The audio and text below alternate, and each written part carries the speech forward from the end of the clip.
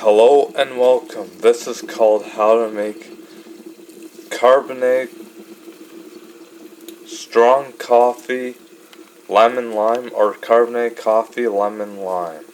First thing you gotta do is you open up this can of lemon lime carbonated water and you pour it into this cup.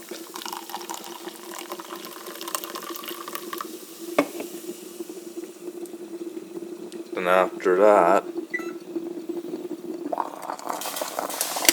you go ahead and check it's filled and you pour it into this cup.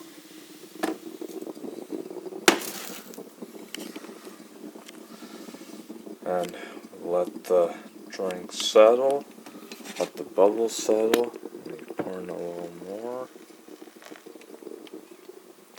And this is how you make carbonated coffee lemon lime. Enjoy.